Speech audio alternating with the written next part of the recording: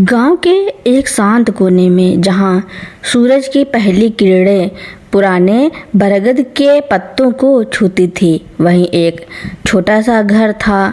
इस घर में देवकी जी रहती थी, जिनकी मुस्कान में सदियों का अनुभव और आंखों में अपार स्नेह झलकता था। उनका जीवन उनके दो नन्हे पोतों अर्णव और सार्थक के इर्द गिर्द घूमता था। वे दोनों उनके आंगन की रौनक थे, जिनकी किलकारियों से घर जीवंत रहता था। देवकी जी का दिन सुबह की पहली चाय के साथ शुरू होता, फिर अपने पोतों के लिए नाश्ता बनाना, उन्हें स्कूल के लिए तैयार करना और फिर घर के कामों में हाथ बटाना। उनकी बहू रिया एक तेज तर्रार महिला थी, जिसे घर के कामों में देवकी जी की मदद से कोई गुरेज नहीं था, जब तक कि वह उनकी शर्तों पर हो। देवकी जी को मधुमेह था, जिसकी वजह से उन्हें गर्मी का मौसम बहुत कष्टदायक लगता था। उनका शरीर जरा सी भी उष्णता सहन नहीं कर पाता था। एक तपती दोपहरी में जब सूरज आग उगल रहा था और उनके पोते आंगन में अपनी दुनिया में मगन थे, देवकी जी सूखे कपड़ों की तह बना रही थी। पसीने की बूंदें उनके माथे से टपक रही थी। उन्होंने सोचा कि थोड़ी देर के लिए कूलर चला लें, ताकि बच्चों को भी गर्मी ना लगे। कूलर की ठंडी हवा ने उन्हें और बच्चों को थोड़ी राहत दी। वे सभी ठंडी हवा के झोंकों का आनंद ले रहे थे। ठीक उसी पल रिया बाजार से लौटी। उसके हाथ में बड़े बड़े शॉपिंग बैग्स थे और उसके चेहरे पर शॉपिंग की थकान साफ दिख रही थी। जैसे ही उसने घर में कदम रखा और कूलर की ठंडी हवा महसूस की, उसकी भौहें तन गई। उसे यह बर्दाश्त नहीं हुआ कि उसकी सास उसकी अनुपस्थिति में इतना सुख भोग रही हैं। बिना एक पल गवाए उसने गुस्से से जाकर कूलर का तार खींच दिया। आपकी हिम्मत कैसे हुई कूलर चलाने की? उसकी आवाज़ में तीखापन था। आपको पता है बिजली का बिल कितना आता है? जब देखो तब कूलर चलाकर बैठ जाती हो। अगर इतनी गर्मी लगती है तो हाथ का पंखा ले लिया करो या अपने कमरे में जाकर टेबल फैन चला लो। यह कोई धर्मशाला नहीं है कि जब मन चाहा बिजली बर्बाद कर दी। रिया के शब्द देवकी जी के कानों में बिच्छू की तरह चुभ रहे थे।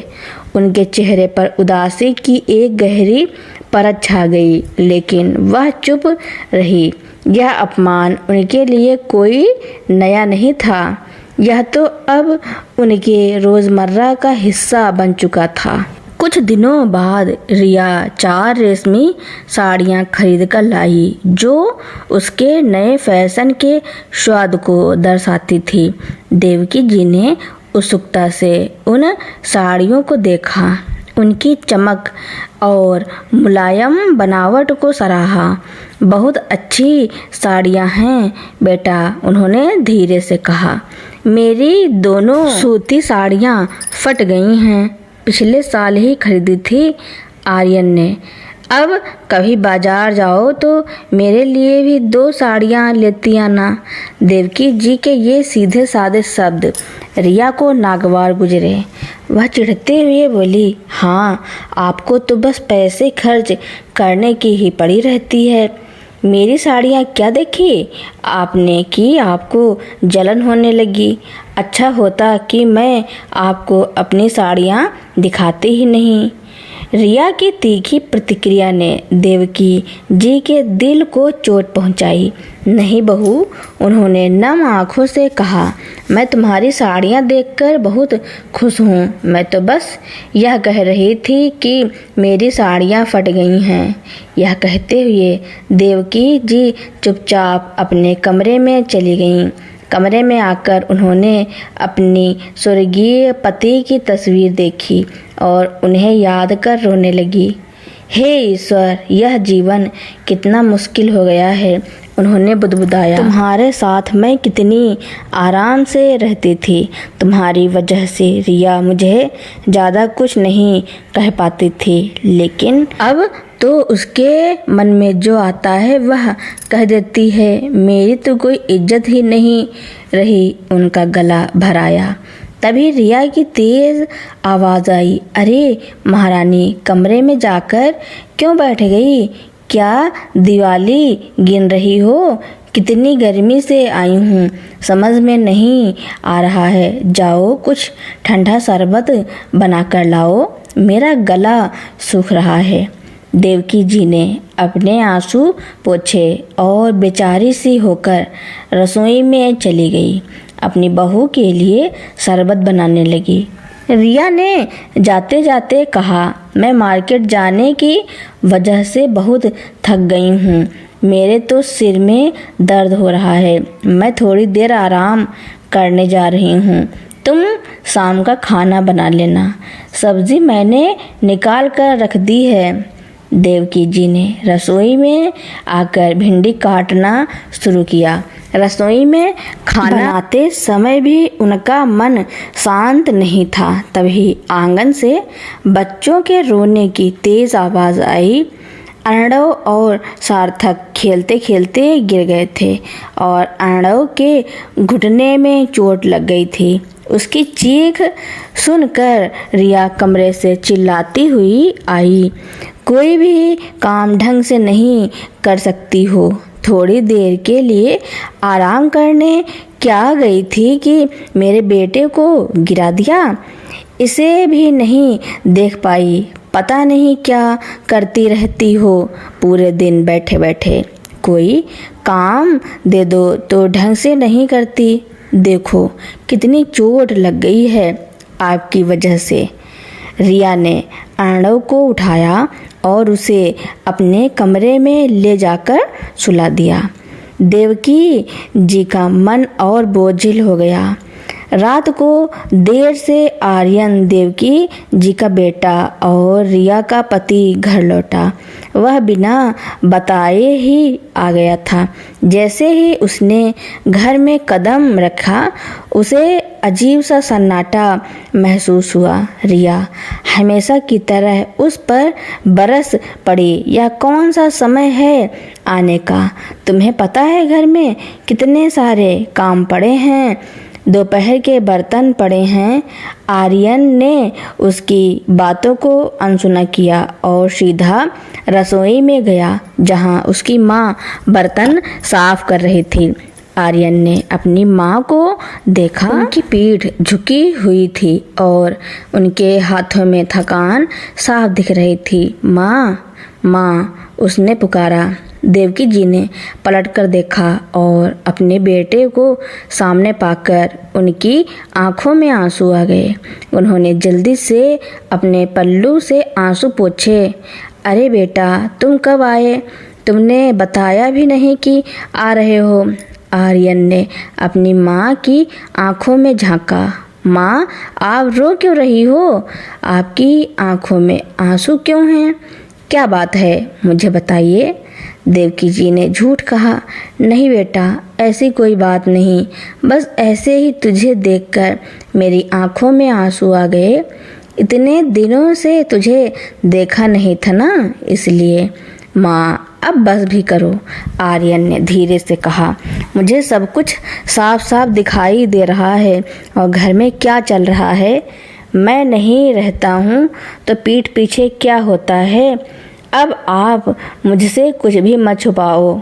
आपकी आंखों में जो आंसू हैं, उनसे पता चल रहा है कि कोई न कोई बात जरूर है। तभी अर्णव और सार्थक पानी पीने के लिए रसोई में आए।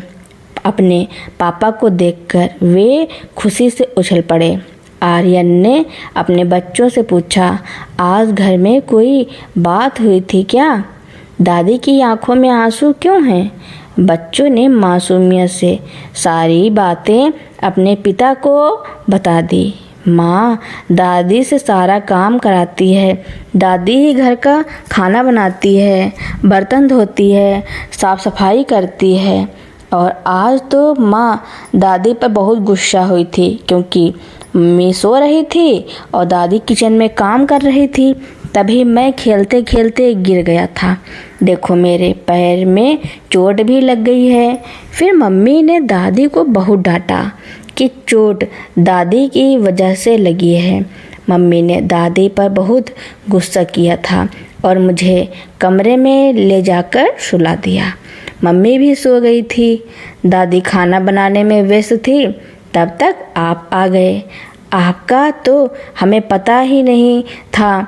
बच्चों की बातें सुनकर आर्यन का दिल टूट गया। उसने अपनी माँ को गले लगा लिया और कहा, माँ आपने बहुत काम कर लिया है, अब आप नहीं करेंगी, अब बहुत हो गया, अब इसका कुछ समाधान निकालना ही पड़ेगा। तभी कमरे से रिया की आवाज़ आई, यह बुढ़िया बर्तन धुल गए हो तो जल्दी से खाना भी बना ले, बहुत तेज़ भूख लग रही है। पता नहीं धीरे धीरे काम करती हैं। आर्यन रिया के कमरे के पास गया। आर्यन को देखकर रिया के पैरों तले जमीन खिसक गई। अरे आर्यन, तुम कब आए?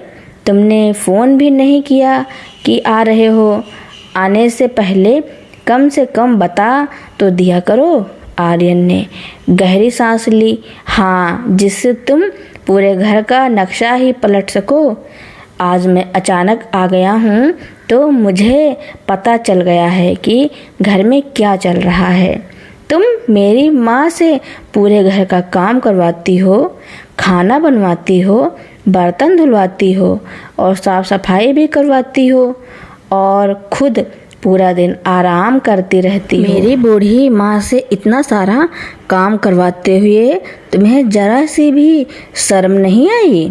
आर्यन ने अपनी माँ की ओर देखा, जिनकी आंखों में अब भी आंसू थे। मुझे माफ़ कर दो माँ, उसने कहा। मैं अपने कामों में इतना ज़्यादा व्यस्त हो गया था कि मैं देख ही नहीं पाया कि घर में क्या चल रहा है। जब से पिताजी गए हैं मैंने आपसे ढंग से बात भी नहीं की है। बस हफ्ते में 1 या 2 बार आता हूँ और इतने सारे काम हो जाते हैं, उनसे उनको निपटा कर चला जाता हूँ। पर मुझे आज एहसास हो रहा है कि मुझे आपके पास बैठना चाहिए था, आपसे पूछना चाहिए था कि माँ आप कैसी हो? आप इतनी बूढ़ी हो गई हो, आपके घुटनों में भी दर्द होता है। आपको तो पता है इस उम्र में अपने नाती पोतों को खिलाना चाहिए और आप रसोई में खड़े होकर खाना बना रही हैं, बर्तन धो रही हैं। यह तो मेरे लिए बहुत शर्म की बात है। माँ की आंखों में आंसू देखकर आर्यन सोचने लगा कि जब वह छोटा था तो उसके माँ पिताजी उसके लिए कितना कुछ करते थे। उसकी माँ को खाना बनाने का बहुत शौक था और उसे अपनी माँ के हाथ का खाना बहुत पसंद था। जब भी कोई तीज त्योहार होता था, होली, दिवाली, रक्षाबंधन, तो यह समझ लो पूरा रसोई पकवानों से भर जाता था। गुलाब जामुन, बर्फ़ी, पेड़ा, गुजिया, नमकीन, मठरी, लड्डू, पता नहीं क्या क्या बना लेती थी उसकी माँ और कितने दिनों तक वह नाश्ता चलता था। तभी पिताजी भी किचन में आते थे और कहते थे, अरे वाह, आज तो क्या क्या बना लिया है। आज तो हम दोनों की चांदी ही चांदी है, खूब पेट भर के खाएंगे। देवकी जी अपने पति से कहती, यह सब खाना मैंने आपके और अपने बेटे के लिए बनाया है, मन भरकर खाइएगा। आर्यन अपनी पुरानी यादों से बाहर आया। उसने सोचा कि अगर वह रिया को समझाएगा तो उसे इतनी आसानी से सब कुछ समझ में नहीं आएगा। वह तो यहाँ रहता नहीं है तो वह आज समझा देगा, लेकिन अपनी नौकरी पर जाने के बाद रिया फिर से माँ के साथ वही व्यवहार करेगी। इसलिए उसको एक सबक सिखाना बहुत ज़रूरी है। सुबह जब सब लोग चाय नाश्ता कर रहे थे और सभी लोग साथ में बैठे थे तो आर्यन ने कहा, माँ, मैंने ऊपर वाला एक कमरा खाली कर दिया है। उस कमरे में अटैच बाथरूम भी है। माँ, कल से आप उस कमरे में रहेंगी। वह आपका कमरा है। नीचे वाले फ्लोर पर रिया और बच्चे रहेंगे और आपके लिए मैंने राशन का सामान भी लाकर रख दिया है। साथ ही मैंने एक फुल टाइम मेड भी रखी है जो आपके सारे काम देखेगी। आर्यन की यह सारी बातें सुनकर रिया का गुस्सा 7वें आसमान पर चढ़ गया। वह गुस्से से बोली, यह कैसी फालतू की बातें कर रहे हो? माँ के लिए मेड रखोगे, वह भी फुल टाइम? अरे माँ को क्या ज़रूरत है फुल टाइम मेड की? इधर काम ही क्या है, पूरे दिन बैठी ही रहती हैं, बस किट किट करती रहती हैं। आर्यन ने शांत स्वर में कहा, इसीलिए तो कह रहा हूँ कि माँ ऊपर वाले कमरे में बनी रहे, क्योंकि वह कुछ काम धाम तो नीचे करती नहीं है और तुम्हारे लिए भी किटकिट करती है। अब आप नीचे नहीं आएंगी और ना ही नीचे आकर कोई काम करेंगी। आपने बहुत काम किया है, इसलिए अभी आप ऊपर ही रहिए जब तक कि रिया को सारी चीज़ें समझ में नहीं आ जाती। रिया आर्यन के आगे कुछ ना बोल पाई। उसे यह फैसला रास नहीं आया था, पर वह अपने पति की आंखों में छिपी दृढ़ता को पहचान गई थी। 1 महीने तक ऐसे ही चलता रहा। देवकी जी अब बहुत ही आराम से सुकून से रह रही थी। उनको कोई भी तकलीफ नहीं थी। मेड उनके सारे काम कर देती थी। हालांकि थोड़ा बहुत काम वह खुद भी कर लेती थी क्योंकि उनको काम करने की आदत थी। लेकिन रिया अपनी सास के जाते ही बंधन में आ गई थी। देवकी जी के कामों में रिया की बहुत मदद किया करती थी, किचन से लेकर बाहर तक के कामों में।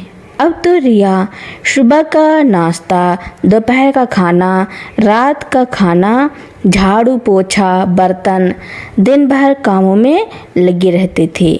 उसको तो अपने लिए समय ही नहीं मिलता था और बच्चे भी पूरे दिन रिया को ही परेशान करते थे। इससे रिया बहुत चिड़चिड़ी हो गई थी और उसको अब समझ में आ गया था कि देवकी जी उसकी कितनी मदद करती थी। उसने सोचा, अगर मैंने माँ जी पर इतना जुल्म नहीं किया होता, इतने काम नहीं कराए होते, तो वह आज अलग कमरे में नहीं होती। आज मेरी ही वजह से वह ऊपर वाले कमरे में रह रही हैं। रिया को अपनी गलती समझ में आ जाती है। बच्चे भी दिन भर अपनी दादी को याद करते थे और कहते थे, दादी कहाँ है, हमें दादी के साथ खेलना है। अगले महीने जब आर्यन घर आता है तो रिया अपनी सास देवकी जी को भी नीचे बुलाती है और देवकी जी के पैरों में पड़कर माफ़ी मांगती है। उसकी आंखों में सच्चे पश्चाताप के आंसू थे। मुझे माफ़ कर दो माँ जी, वह कहती है, मुझसे बहुत बड़ी गलती हो गई। अब मैं आपके साथ कभी भी गलत व्यवहार नहीं करूँगी। मुझे अच्छे से समझ में आ गया है। जब से आप ऊपर गई हैं तब से मेरे ऊपर बहुत सारे बंधन लग गए हैं। घर के इतने सारे काम हो जाते हैं, बच्चों को संभालना होता है। अब मुझे समझ में आ गया है कि जब बड़े बुजुर्ग घर में होते हैं, उनके घर में होने से ही बहुत सारी जिम्मेदारियां कम हो जाती हैं। हमें कहीं आना जाना हो तो घर की टेंशन नहीं रहती है, बच्चों की टेंशन नहीं रहती है। हमारे बड़े बुजुर्ग ये सारे काम खुद ही देखते रहते हैं और हम कभी इन कामों की वैल्यू नहीं करते हैं। तब पता चलता है कि हमारे बड़े हमारे लिए कितने काम के हैं। अब आप नीचे ही रहने के लिए आ जाइए, भले ही कुछ काम मत करिए पर नीचे ही रहिए। अगर आप आंगन में बैठी भी रहेंगी तो यह लगता है कि घर में कोई है। आर्यन अपनी माँ की तरफ देखकर मुस्कुराता है। देवकी जी अपनी बहू के सर पर हाथ रखते हुए कहती हैं, बेटा मैं तो हमेशा से ही तुम सबके साथ अपने नाती पोतों के साथ रहना चाहती थी। देवकी जी अपनी बहू को माफ़ कर देती हैं और उसे गले लगा लेती हैं। रिया भी देवकी जी को कसकर गले लगा लेती है। इस तरह से फिर से सभी एक ही छत के नीचे हंसी खुशी रहने लगते हैं। तो दोस्तों यह बात बिल्कुल सच है कि हमारे घर में अगर बड़े बुजुर्ग रहते हैं तो उस घर के सदस्य बहुत टेंशन फ्री रहते हैं। घर में कौन आ रहा है, कौन जा रहा है, यह सब कुछ हमारे बड़े बुजुर्ग ही देख लेते हैं। हमारे नाती पोते कहाँ खेल रहे हैं, यह भी वह बहुत अच्छी तरह से देख लेते हैं। उनका होना भी घर में बहुत ज़रूरी होता है। वे सिर्फ सदस्य नहीं बल्कि घर की नींव होते हैं, जो अपने अनुभवों से हमें दिशा दिखाते हैं और अपने स्नेह से हमें बांधे रखते हैं। उनकी उपस्थिति से घर में सकारात्मक ऊर्जा का संचार होता है, जो हर समस्या का समाधान करने में मदद करती हैं। यह कहानी हमें क्या सिखाती है? क्या आप भी अपने बड़े बुजुर्गों के प्रति सम्मान और कृतज्ञता महसूस करते हैं? तो दोस्तों मेरी कहानी सुनने के लिए आपका बहुत बहुत धन्यवाद। ऐसी ही कहानियाँ सुनने के लिए मेरे चैनल को लाइक, कमेंट, शेयर, सब्सक्राइब एवं बेल आइकन का बटन दबाना ना भूलना, ताकि मेरी नई नई कहानियाँ आप तक पहले ही पहुँचती रहें। Thank you for watching.